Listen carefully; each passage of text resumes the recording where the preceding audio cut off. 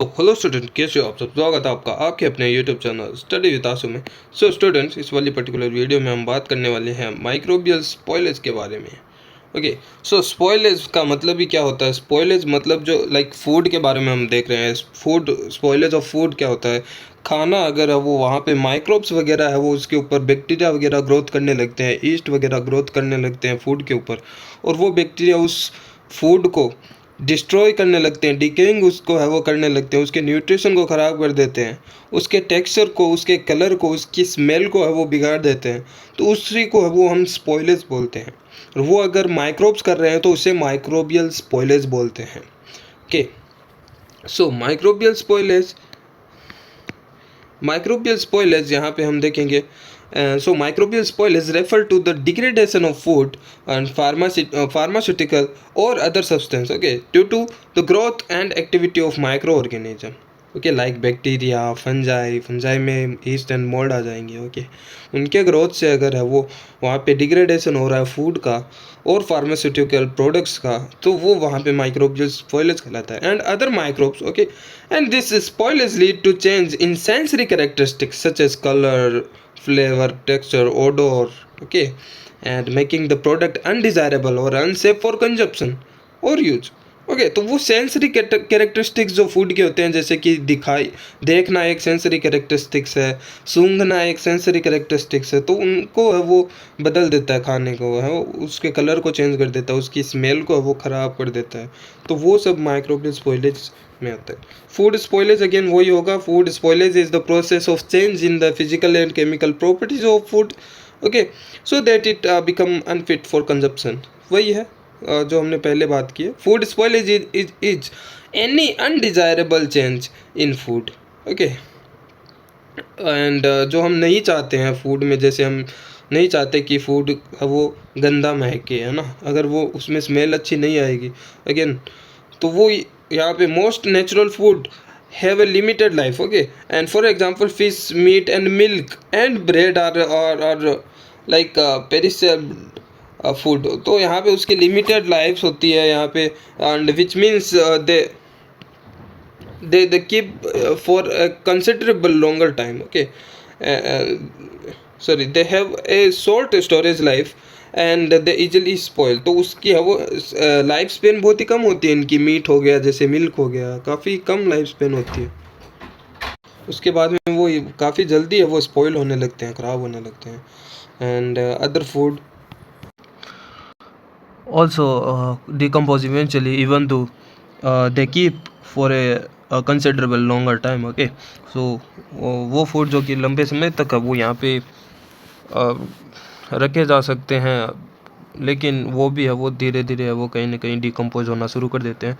So the main cause of food spoilage is invasion by micro organism such as fungus और fungi and bacteria के। तो इनके invasion से है वो यहाँ पे स्पॉयलेज है वो मेन कारण यही है।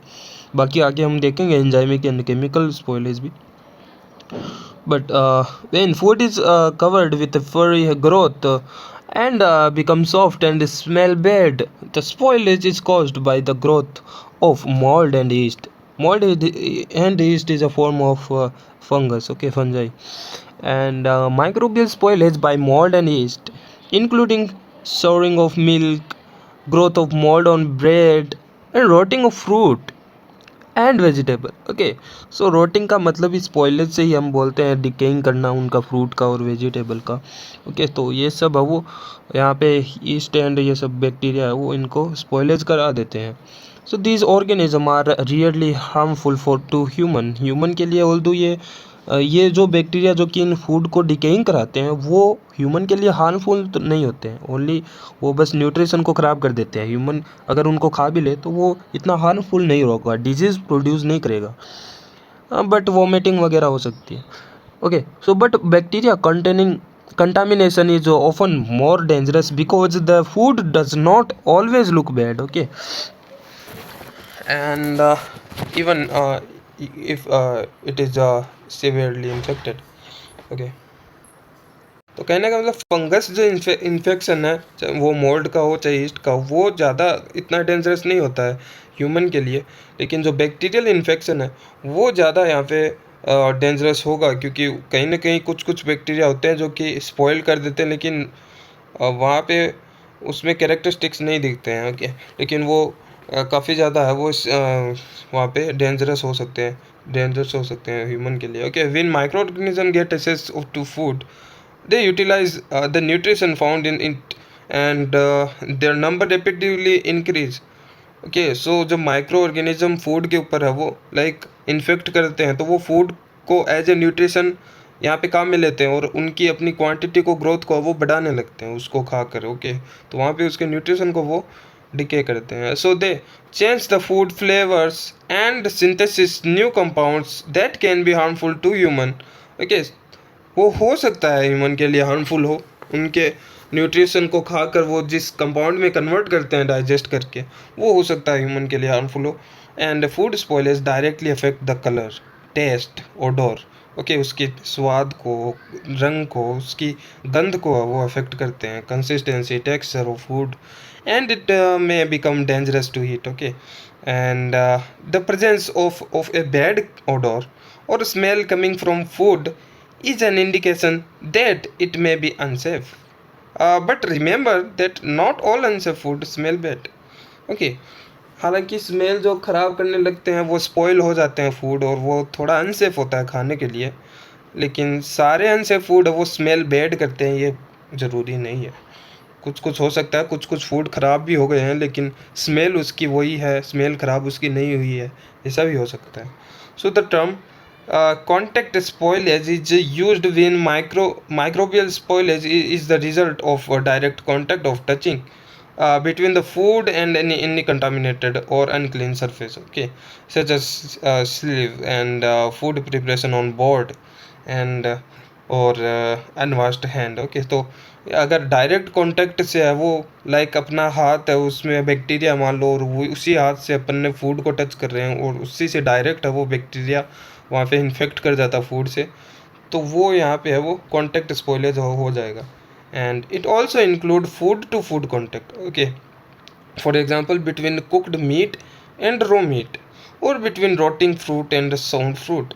तो वही है, अगर लाइक जो यहाँ पे कुकड फूड है जो कि जिसमें है वो कुकड करने के बाद में फूड मीट जो होता है उसके अंदर है वो हीट से वो बैक्टीरिया मर जाते हैं, लेकिन जो रो मीट होता है उसके अंदर हो सकते हैं बहुत सारे बैक्टीरिया हो, तो उनके दोनों के कांटेक्ट में आने से वो कुकड फूड भी है वो स्पॉइल्ड होने का खतरा वहाँ पे रहता है, तो वो कांटेक्ट स्पॉइलेज इसी को है वो बोलते हैं। लाइक फिजिकल स्पॉइलेज क्या होगा, like physical spoilage is due to physical damage. Okay, and to food during harvesting, जब हम फूड को लाइक क्रॉप से अलग करते हैं, हार्वेस्टिंग करते हैं, तो वहाँ पे हो सकता है फिजिकली थोड़ा प्रेशर ज़्यादा लग गया हो उस फ्रूट के, फिजिकली प्रेशर ज़्यादा लगने से आउटर कवरिंग उसका डैमेज हो गया हो, जिससे वो आउटर कवरिंग डैमेज हो जाएगा, तो वहाँ पे बाहर से इन्वायरमेंट के माइक्रोब्स उसके अंदर इन्वेड कर सकते हैं।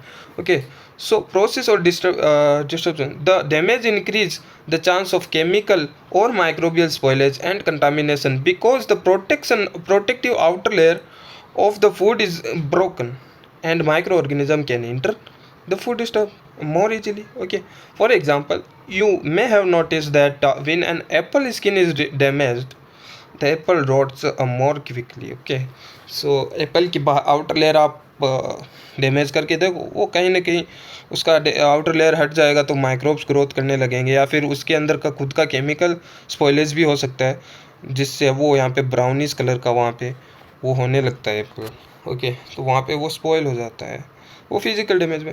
Again then chemical damage spoilage क्या हो, chemical reaction in food are responsible for change in the colour flavour of food. Okay, so यहाँ पे so during process and storage and ये प्रोसेस एंड स्टोरेज के कारण के दौरान है वो यहाँ पे उसके अंदर कुछ ऐसी केमिकल रिएक्शन हो सकती है फूड में जिसके कारण उसमें वो कलर या फिर फ्लेवर में चेंजेस आ जाए, तो उसे केमिकल स्पॉइलेज बोलेंगे। And food are of best quality when they are fresh, जब वो फ्रेश होते हैं फूड क्रॉप के ऊपर लगे हुए होते हैं तो वो सबसे बेस्ट क्वालिटी के होते हैं। लेकिन but after food and vegetable are harvested और animal are slaughtered, chemical changes begin automatically. Okay, जब लेकिन क्रॉप से हम फूड को हटा लेते हैं, या फिर एनिमल की बात करें, मीट की बात करें, तो एनिमल को जब हम कट करना शुरू करते हैं, मार कर कट करना शुरू करते हैं, उसके बाद में उनमें है वो कुछ केमिकल रिएक्शन होना वो शुरू हो जाती है, बिगिन हो जाती है automatically within the food, okay, and lead to deterioration in quality में कमी आना फिर है वो शुरू हो जाता है, ठीक है। फैट ब्रेक डाउन होता है फिर, ओके, फिर बिकम रेंसिड, उसमें है वो ख़राब स्मेल आने लगती है, and naturally occurring enzyme promote major chemical changes in food as the age, okay, and then है वो केमिकल स्पॉइलेज आता है जिसे ऑटोलाइसिस भी बोलते हैं, क्योंकि फूड के अंदर खुद की सेल के एंजाइम है वो वहाँ पे हार्वेस्टिंग के बाद में है वो कहीं ना कहीं खुद के टिश्यू को वो डैमेज करने लगते हैं, तो उसे ही है वो, क्योंकि खुद के टिश्यू को डैमेज कर रहे हैं तो इसीलिए इसको बोल रहे हैं autolysis, okay. So every living organism use specialised protein called enzyme सारे प्रोटीन के ही बने होते हैं, to drive the chemical reaction, and जो कि एंजाइम है वो क्या काम कराते हैं, केमिकल रिएक्शन करवाना करते हैं in its cell, and after death enzyme play a role in a decomposition of once living tissue, खुद के लिविंग टिश्यू को वो डैमेज करना शुरू करते हैं इन वो खुद के enzyme, and in a process called autolysis में सेल्फ डिस्ट्रक्शन होता है उसमें, और एंजाइमिक स्पॉइलेज, जिसे एंजाइमिक स्पॉइलेज भी बोलते हैं। For example some enzyme in a tomato help it to ripen, कुछ एंजाइम ऐसे होते हैं टोमेटो में जो कि उसको पकने में हेल्प करते हैं, लेकिन कुछ एंजाइम ऐसे होते हैं जो कि it to decay once enzymic spoilage, जो कि खुद के वो यहाँ पे टिश्यू को डिग्रेड करते हैं इज अंडर वे, एंड जो कि लाइक खुद के टिश्यू को वो डैमेज शुरू करेंगे तो उसे क्या बोलेंगे, एंजाइमिक स्पॉइलेज। अगर वो प्रोसेस शुरू हो गई तो it produce a damage to the tomato skin, तो वो क्या प्रोड्यूस करेंगे, टोमेटो की जो आउटर लेयरिंग होती है, आउटर स्किन होती है ना, जो थैली जैसी होती है, उस स्किन को डैमेज करना शुरू कर देगा वो। So moulds can begin to can attack it as well, okay. So उसके ऊपर फिर मोल्ड ग्रोथ करने लग जाएगी, फंगस ग्रोथ करने लग जाएगी, स्पीड हो जाएगा उनका ग्रोथ में, एंड वो डिकेइंग है वो डिकेइंग की स्पीड है वो बढ़ जाएगी। तो ये यहाँ पे आप इमेज देख सकते हो कुछ इस प्रकार से है वो, पहले यहाँ पे आप देख रहे हो कुछ इस प्रकार से टोमेटो था फ्रेश, उसको हार्वेस्ट करने के बाद में यहाँ पे कुछ केमिकल, यहाँ पे एंजाइमेटिक स्पॉइलेज हुआ, ऑटोलाइसिस हुआ, तो यहाँ पे खुद की स्किन है वो ही यहाँ पे है वो डैमेज होने लगी, ठीक है। तो ये यहाँ पे हम like enzymic spoilage and like enzymic browning क्या होगा। देखो बहुत सारे ऐसे फ्रूट्स होते हैं, वेजिटेबल्स होती हैं, उनमें वो एंजाइम्स होते हैं जो कि वहाँ पे अगर उसको कट कर दिया जाए फ्रूट या वेजिटेबल को, तो वो एयर के कांटेक्ट में, जब इन्वायरमेंट के कांटेक्ट में जब वो आने लगते हैं, तब वो एंजाइम क्या करते हैं, एक उसके अंदर जो सेल के अंदर या फिर यहाँ पे कलरलेस कंपाउंड जो होते हैं, कलरलेस कंपाउंड को वो ब्राउन कलर के कंपाउंड में कन्वर्ट करना शुरू कर देते हैं। अगर उनको कट कर दिया जाए, एयर के कांटेक्ट में वो आने लग जाए, तो वो एंजाइम का काम करने लगते हैं, और एंजाइम का काम क्या होता है कि कलरलेस कंपाउंड को वो ब्राउन कलर के कंपाउंड में कन्वर्ट करने लगते हैं, ताकि वो ब्राउनिश कलर का दिखने लगे, ठीक है, गला हुआ सा दिखने लगे। जैसे सेब है, सेब को अगर हम डैमेज कर दें, कट कर दें, तो उस पर जो एंजाइम है ये एक्टिव हो जाते हैं, एयर के कांटेक्ट में आते ही ऑक्सीडेशन होने लगता है, तो वहाँ पे कलरलेस कंपाउंड है वो ब्राउन कलर के कंपाउंड में कन्वर्ट हो जाता है। जैसे सेब है वो थोड़ी भूरी सी हो जाती है, लाल भूरी सी, अगर उसको कट करके थोड़ी देर तक रखें हम हवा में, तो उसे ही बोलते हैं एंजाइमिक ब्राउनिंग। लेकिन इसको रोका जा सकता है, जैसे ही हम कट करते हैं फ्रूट या वेजिटेबल को, हम उसको अगर हीट से गर्म कर दें, तो वो ब्राउनिंग जो हो रही है वो नहीं होगी, नॉट अकर, ओके। क्योंकि जैसे ही हम कट करके हम उसको गर्म करेंगे हीट से उस फ्रूट या वेजिटेबल को, तो होगा क्या, उस फ्रूट या वेजिटेबल में वो जो एंजाइम है जो कि कलरलेस कंपाउंड को कलर्ड कंपाउंड में कन्वर्ट कर रहा है, वो एंजाइम डिस्ट्रॉय हो जाएगा हीट से, हाई टेम्परेचर से वो एंजाइम डिस्ट्रॉय हो जाएगा। और वो जब डिस्ट्रॉय हो जाएगा तो अब वो एंजाइम ही नहीं रहेगा जो कि कलरलेस कंपाउंड को कलर्ड कंपाउंड में बदलेगा, तो अब एंजाइमिक ब्राउनिंग भी नहीं होगी, अब उस फ्रूट या फिर वेजिटेबल में वो ब्राउनिंग वाली प्रोसेस नहीं देखने को मिलेगी, okay. Next, appearance of spoilage food. Spoilage food का अपीयरेंस हमने अभी देखा है कि सबसे ज़्यादा खतरनाक तो उसकी अपीयरेंस होती है देन डिजीज़ कॉजिंग, ओके। ज़्यादा है वो दिखने में ख़राब होता है फूड, अगर एक बार स्पॉइलेज हो गया माइक्रो ऑर्गेनिज्म से, तो वो दिखने में ख़राब होता है सबसे ज़्यादा तो, ओके, और सूंघने में ख़राब होते हैं। लेकिन वो हो सकता है उसको अगर हम खा भी ले तो वो डिजीज़ वगैरह कोज करना ज़रूरी नहीं है कि वो डिजीज़ कोज कर दे हर बार, क्योंकि उसके अंदर जो बैक्टीरिया काम में आते हैं उसको डिकेइंग कराने में, उसको स्पॉइल कराने में, वो बैक्टीरिया ह्यूमन के लिए पैथोजेनिक नहीं होते हैं, not pathogenic to the human, इतने हानिकारक नहीं होते हैं। ओके, जितने वो दिखते हैं खाना उतना वो हानिकारक नहीं होता, लेकिन फिर भी हमें एडवाइस यही देनी है पीपल को कि वो उस खाने को ना खाए, स्पॉइल्ड खाने को ना खाए, क्योंकि वहाँ पे वो उसके अंदर न्यूट्रिशन ख़त्म हो गया होगा बैक्टीरिया के कारण, डिकेइंग के कारण, तो वहाँ पे वॉमिटिंग वगैरह हो सकती है उसको खाने से। बीमारी तो इतनी ज़्यादा नहीं होगी क्योंकि वो बैक्टीरिया जो उसको डिकेइंग कर रहे हैं वो वहाँ पे इतने डिजीज़ कॉजिंग बैक्टीरिया नहीं होते हैं। ओके, लेकिन वॉमिटिंग वगैरह हो सकती है। फिर भी अपन को तो यही as a student of science यही सलाह देनी है कि नहीं खाना उसको। So factor affecting food spoilage, क्या क्या फैक्टर अफेक्ट कर सकते हैं फूड स्पॉइलेज को।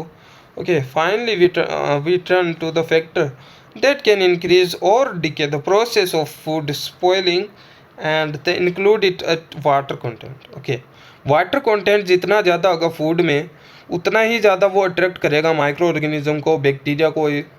ओके, तो वहाँ पे वाटर कंटेंट फूड में जितना ज़्यादा होगा वो उतना ही जल्दी है वो प्रोन होगा स्पॉइलेज के लिए। ठीक है, तो हमें वो अगर प्रिजर्व करना है किसी भी खाने को तो उसको हम प्रिजर्व कर सकते हैं लाइक हीट ट्रीटमेंट से। ओके, हीट ट्रीटमेंट अगर हम करेंगे तो हीट से वो पानी उसका निकल जाएगा, तो वहाँ पे माइक्रोब्स है वो कम ग्रोथ करेंगे, तो वहाँ पे वो प्रिजर्व हो जाएगा। तो प्रिजर्वेशन की टेक्निक ये भी कहीं ना कहीं है वो बन जाती है, नेचुरल प्रिजर्वेशन की टेक्निक में हम हीट प्रिजर्व है वो कर सकते हैं। ओके, यहाँ पे वाटर अवेलेबिलिटी अगेन है वो एक प्योर वाटर की देखें तो वहाँ पे वन होती है वाटर अवेलेबिलिटी, सबकी अलग अलग होती है। प्योर वाटर की वाटर अवेलेबिलिटी जिसे वाटर एक्टिविटी के थ्रू हम दिखा रहे हैं, और यहाँ पे आगे देखें तो वाटर अवेलेबिलिटी को वाटर यहाँ पे एक्टिविटी बोल रहे हैं। So the water activity of most fresh food is 0.99। जो फ्रेश फूड होता है ये ताज़ा ताज़ा मान लो फसल के ऊपर लगा हुआ है वो फ्रेश फूड, उसमें 0.99 वहाँ पे वाटर एक्टिविटी होती है, मतलब is close to pure water. काफ़ी ज़्यादा वाटर अवेलेबिलिटी उसमें होती है, तो वो काफ़ी ज़्यादा उसके ऊपर है वो माइक्रोब्स लगने की संभावना होता है, काफ़ी जल्दी वो स्पॉइल हो सकता है। So this mean that they have a very high water content and can support A lots of microbial growth. ठीक है, तो वो काफ़ी ज़्यादा माइक्रोब्स को सपोर्ट करता है ग्रो करने के लिए। फिर इन्वायरमेंटल कंडीशन भी यहाँ पे अफेक्ट करती है माइक्रोबियल स्पॉइलेज को। Okay, and like environmental condition में अगर हम देखें कि वो लाइक ऑक्सीजन के कांटेक्ट में है तो वो अगेन ऑक्सीजन वाले बैक्टीरिया को, या फिर लाइट या फिर वार्म कंडीशन में होगा तो अगेन बैक्टीरिया वार्म कंडीशन में ज़्यादा ग्रोथ करते ही है तो वो वहाँ पे वो उनको ज़्यादा अट्रैक्ट करेगा। या फिर मॉइस्ट कंडीशन में अगेन मॉइस्चर, नमी आ गई, पानी आ गया तो अगेन मॉइस्ट कंडीशन में है तो वो अगेन ज़्यादा माइक्रोब्स को वो अट्रैक्ट करेगा वो फूड। सो इसलिए इन्वायरमेंट भी है वो अफेक्ट करता है स्पॉइलेज को। ओके, एंड सो या अगर हम वैसे प्रिजर्व करना चाहें अगेन पहले तो हम हीट प्रिजर्वेशन करके हीट से वो उसका पानी निकाल कर फूड का उससे भी हम प्रिजर्व कर सकते हैं। दूसरा हम लो टेम्परेचर पे उसको प्रिजर्व करें खाने को, है ना, और काफ़ी लो टेम्परेचर में, तो वहाँ पे भी लो टेम्परेचर में भी माइक्रोब्स ग्रोथ नहीं कर पाएंगे क्योंकि माइक्रोब्स ग्रोथ करने के लिए थोड़ा हाई टेम्परेचर चाहिए होता है, और उसको अगर हम लो टेम्परेचर में प्रिजर्व करेंगे फूड को स्टोर करेंगे तो वो वहाँ पे स्टोर हो सकता है, स्पॉइलेज उसकी कम होती है, वहाँ पे माइक्रोबियल स्पॉइलेज उसका नहीं हो पाता है। ठीक है, पैकेजिंग एंड स्टोरेज क्या होता है यहाँ पे। पैकेजिंग अगेन हम पैकेजिंग अलग अलग टाइप की होती है, जैसे कैन में हम पैकेज कर सकते हैं, जार में, कार्टून में, प्लास्टिक में हम पैकेज कर सकते हैं, तो वो डायरेक्टली रो फूड को भी हम पैक कर सकते हैं, या फिर प्रोसेस्ड फूड को या फिर प्रिपेयर्ड फूड को भी हम यहाँ पे रो फूड को भी वो पैकेज कर सकते हैं। पैकिंग हम करते हैं इसलिए ताकि वो इन्वायरमेंट के कांटेक्ट में ना आए, वो फूड इन्वायरमेंट में जो माइक्रोब्स है उसके कांटेक्ट में ना आए, लाइट के कांटेक्ट में ना आए, ऑक्सीजन के कांटेक्ट में ना आए, नमी के कांटेक्ट में ना आए। वो पैकेजिंग इसी टाइप से हम करते हैं, कैन में जैसे हमने कर दी या फिर जार में हमने कर दी, तो वो एयर टाइट जार होता है, ठीक है, जिसके अंदर ऑक्सीजन ना आ पाए, नमी ना आ पाए, इससे हम पैकेजिंग करते हैं फूड की, ताकि वो माइक्रोब्स वगैरह उसके कॉन्टेक्ट में ना आ पाए, जिससे स्पॉइलेज होने से वो बच सके। ठीक है, तो वो हम प्रिजर्वेशन की एक टेक्निक हम बोल सकते हैं। ओके, एंड माइक्रोब्स की जो एंट्री है उसको रोकता है ये, and dust and dirt insect वगैरह को भी ये वहाँ पे रोकता है। ओके, सो इतना ही था इस वाली वीडियो में। हमने spoilers, food spoilers, microbial spoilers के बारे में देखा। और प्लीज़ कमेंट कर देना कि आप, अगर आपको अलग अलग लाइक डेयरी प्रोडक्ट की स्पॉइलिंग अलग से आपको देखनी है, मीट की स्पॉइलिंग अलग से देखनी है, तो आप कमेंट कर सकते हो इस वीडियो के नीचे। बाकी नेक्स्ट वाली वीडियो में हम बात करने वाले विनेगर के बारे में थोड़ा सा डिटेल में। और एंड बाय बाय। इसे ये वीडियो है वो अगेन आपको प्लेलिस्ट में जाके आप देख सकते हो, बायोटेक्नोलॉजी एंड बायोस्टैटिक्स की प्लेलिस्ट में। Bye bye.